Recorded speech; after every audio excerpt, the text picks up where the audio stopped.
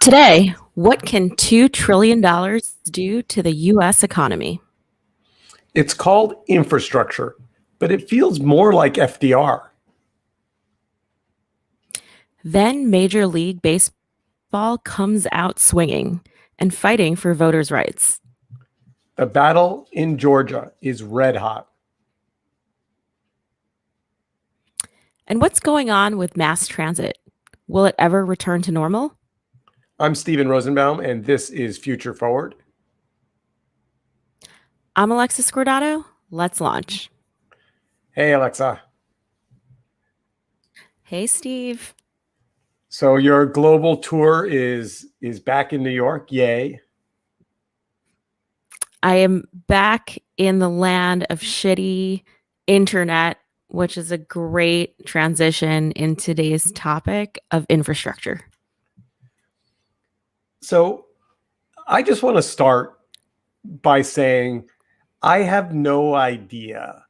Like, I can't get my hands around what 2 trillion anything looks like. Yeah. And, the thing is, if I said to you, here's $100,000, but you can only spend it in $5,000 increments. The actual logistics of finding credible projects that have been researched and have good people and have infrastructure, can manage money, can get reporting done, and spend $2 trillion. Like, I don't think the public has fully come to understand, because I haven't, just how game-changing that number is. Yeah, I mean it's incredible if you think about billionaires who make their promise to spend their net worth over time. They hired teams of people to figure out how to spend billions, and so trillions is just a different order of magnitude. And maybe we'll talk about the infrastructure plan specifically as it relates to tech. But like, I was walking down the street yesterday in New York, and there were a couple of storefronts that were empty, a makeup business, a couple of little things that have gone out of business and were now empty. And it wasn't very long ago that I thought those storefronts will never be filled again.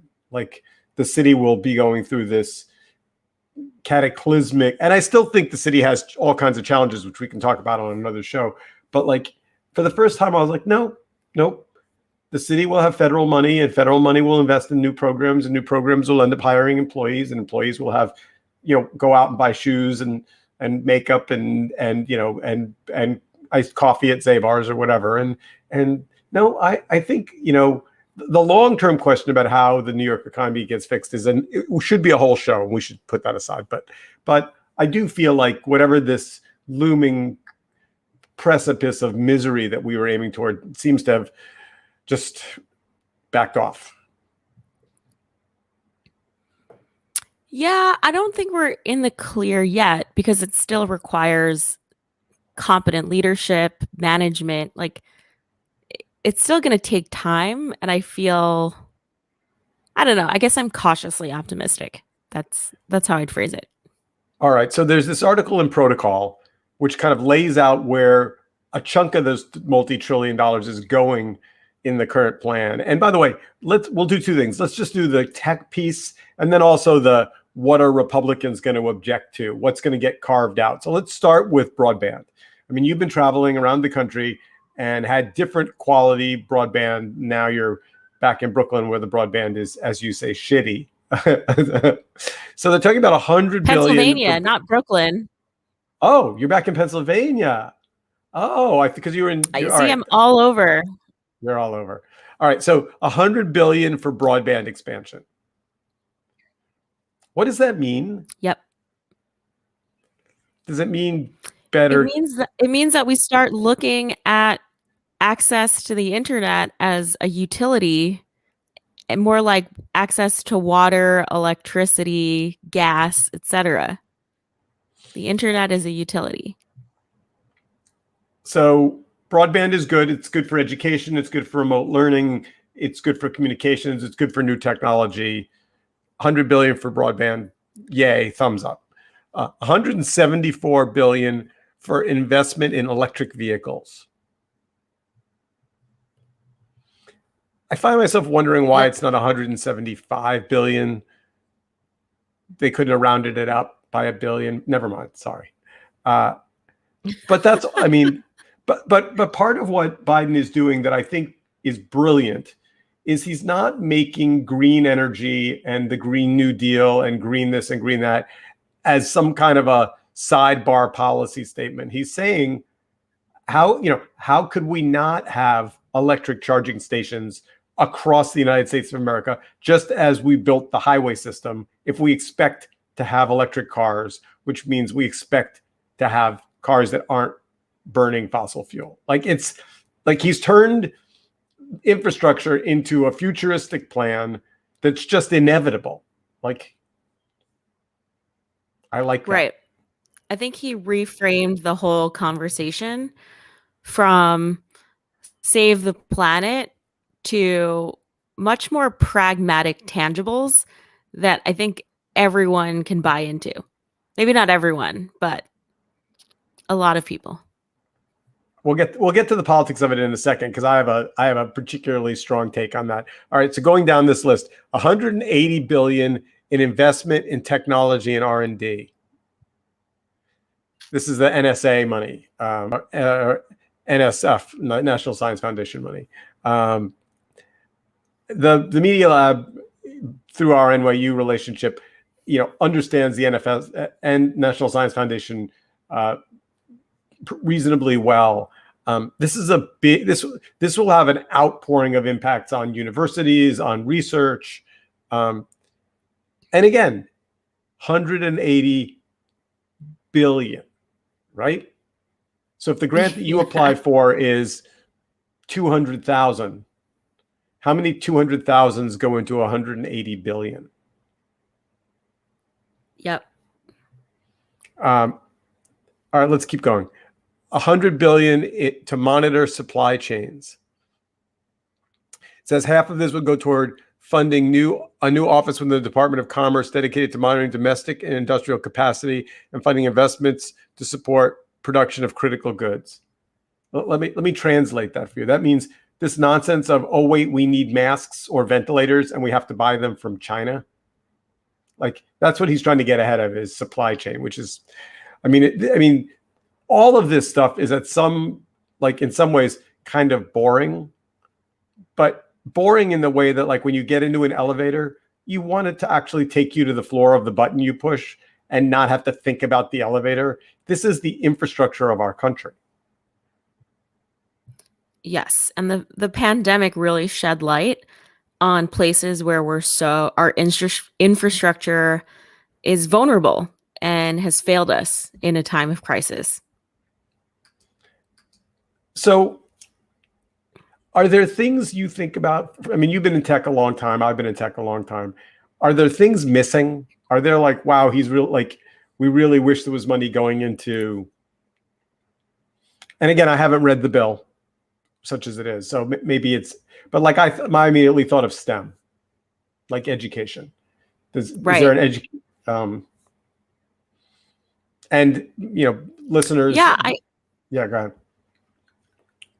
I have real questions around how we're going to skill up Americans in STEM, specifically, whether that's through boot camps, whether that's traditional institutions, whether that's through the private sector and companies like Coursera, who now are public. I feel like the government should really have a tighter public-private partnership when it comes to the workforce, and really leaning on the Bureau of Labor Stats as almost the course catalog. What are the skills that we need as Americans, and what are the geographies where we need those skills the most? And then what are the academic opportunities that we can deliver in those areas. That system needs to be designed, and I don't think there's a plan specifically for that. So here's what made a couple of things I thought about as I listened to the broad scope of the plan. When the government says kind of casually, we're going to retrain people, like that always scares the hell out of me because, if you're a cab driver or an Uber driver and autonomous cars are coming, like retrain needs to be more, but when you start talking about massive investment in infrastructure, roads, bridges, highways, Wi-Fi connections, FiOS, broadband, whatever, all of a sudden you can see the jobs that come from that. Like, I mean, there's a building being built up the street from my house. And when I go by every day, there's, it seems like about 100 people in reflective work gear, pouring cement and putting in, they're construction workers. Like, you're not going to retrain them to be, to be, I don't think anyway, unless they want to be, to be writing code. But boy, oh boy, you could keep them feeding their family for a very long time, rebuilding the physical infrastructure of the United States. Yeah. Here's the other thing I love about this plan, about this vision, is that he's baked into it all kinds of ways to address inequality and equitable employment. So as opposed to it being a plan about getting Black and brown people more access to work, he's just building it in. And I think that makes it really hard to attack. So I like that. Yeah, absolutely. Yeah, I mean, yes, period. Absolutely. And that is actually how we can solve diversity, equity, inclusion, at scale, is when it's actually baked into policies, top down. So I found the whitehouse.gov fact sheet of the American Jobs Plan, as he's calling it. And a couple of things, just going back to what seems like a bad dream that we're waking up from. No typos, no spelling errors, no all caps yelling, a straight up, slightly factual, a little boring White House document explaining what he's going to do. Isn't this website so nice? I just have to say, someone who really evaluates websites on a regular basis, this website, it was done really well. It exudes quiet. The team that worked on it took them it took them 6 weeks to do this. It should have normally taken 6 months. Yeah. So props to them. Yep. Lots of white space, very chill, very straightforward. So again, these are not so much tech, but other things. So for example, like clean drinking water. The idea that Flint, Michigan is not an outlier problem, but a real American problem about, getting the pipes that bring drinking water to communities across America. It's not sexy. It's not going to be fun. It's not going to be like a ribbon cutting. It's just going to be really good work that will make children healthier. So necessary. And it's hard to say these things are controversial. And, as recent as a few weeks ago, there were folks in Mississippi who didn't have clean drinking water. We had folks in Texas with the storms, also no water, no electricity. And so again, we're saying it's not sexy, but it is necessary. And again, we'll get into the politics, but it is really hard to look at this plan and say that these things shouldn't be in place. So here's the other thing that's worth remembering about Joe Biden. For as long as I can remember, one of his hobby horse issues has been high-speed rail. He's wanted high-speed rail, when he was before he was vice president. He, the whole story of him riding the train, to work, was not a photo op. That was, he likes rail transportation genuinely, and has fought Mhm. hard to get high speed rail in America, and reasonably unsuccessfully, I might add. But now he's got both the money and the will and the people to do it. So, like, we will, why is it in Europe they have such good train systems, and why in the well, the answer is because the government didn't get it done until now. Right. Right? Right. I mean, it's Oh not my goodness. complicated I would stuff, love an upgraded Amtrak. right? Yeah. Um, Mhm. yeah. So when you see, on the White House website, invest in reliable passenger and freight rail service, he's not kidding. I mean, he's believed in it a long time. He's going to get it done. I think electric vehicles, and solar and wind and all of these things, I mean, at the end of the day, so let's do the politics, okay? So how are the Republicans going to run against infrastructure?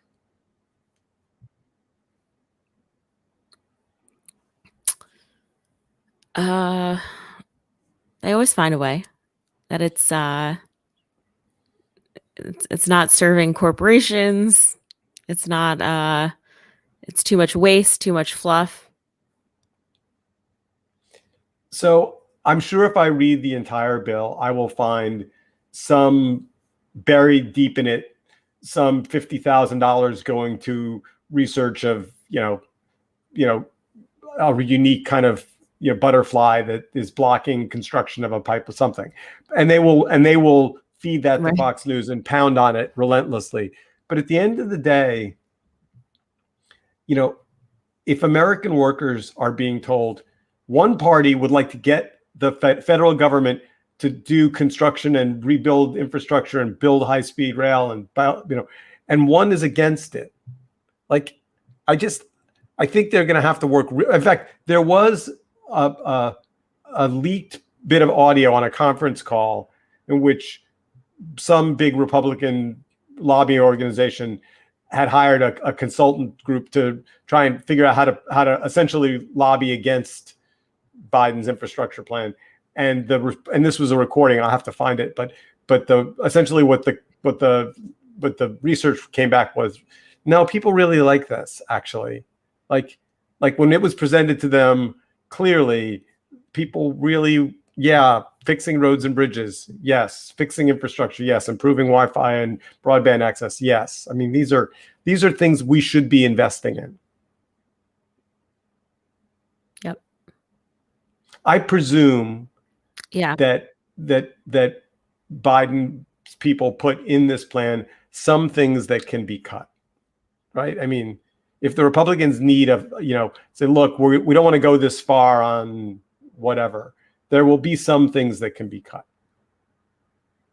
But I think it's going to go through anyway. So let's which brings me, so if we're getting to politics, let's move on to Georgia and MLB. And I guess probably what's going to happen. I mean, there are two political trains running down the tracks, to use the train metaphor, right? There's what's happening in Georgia at the state level. It's happening all over the country. These bizarro, unbelievably heavy-handed, we're cutting back when people can vote. We're not going to make it illegal for you to give water to people online, all this stuff. And then there's this HR 1 federal bill that would essentially support and galvanize voting rights. I guess I don't understand Georgia. I don't understand, given how tight that race was. Steve, you don't understand that racism is real and that people feel incredibly threatened by Stacey Abrams, her coalition, and the success that she had in the last election. No, I don't understand. I mean, I don't. I mean,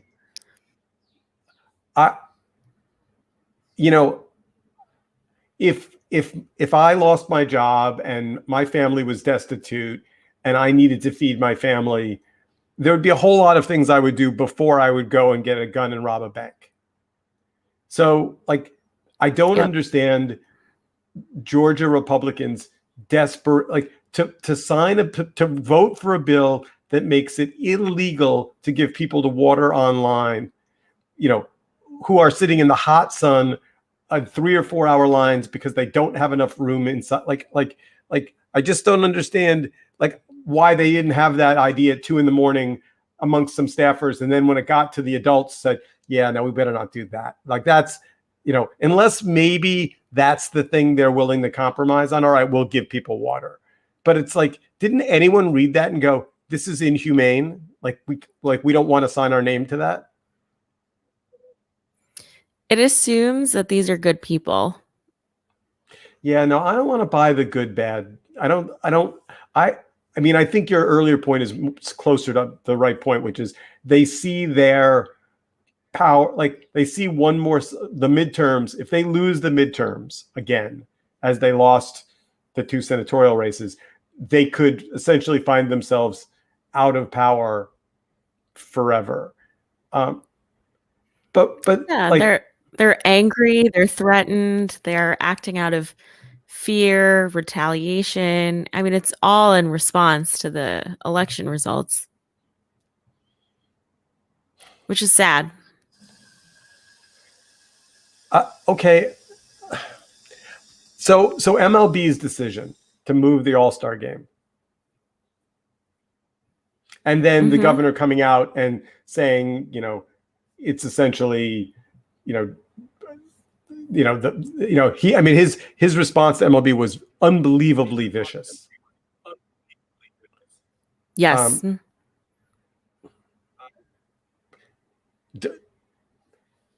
I mean, is there any argument that MLB did the wrong thing? No, I was surprised. You know what I was waiting for was a follow-up from Delta saying that they were evaluating other cities to be their primary East Coast hub. I think it was brilliant, and I also think, by the way, I'm echoing now. Do you have your speaker on instead of headphones? Nope. I'm hearing myself Nope. in the background. Weird. Very strange. Hmm. Are you wearing headphones? No, but I Headphones can. help. Yeah. Wait, should I run and get my headphones really quickly? Yeah, I'll talk about MLB for a second. Yes, I think headphones would help. Okay. So I think what MLB did that I think is brilliant is they're not foolish. They looked at their base. They looked at the number of people that support equality as opposed to, limiting voter rights. And they came down on the side of, we want to do something public. Now, net, I don't know what Georgia can do. I don't know that Georgia's going to, I mean, the vote's already been taken, right? So Georgia really can't unvote it. Right. So the only way the federal done. Right. So the only way it changes is if the federal government makes a change on voters' rights that supersedes states' voters' rights, which seems like it's coming. Oh, for sure.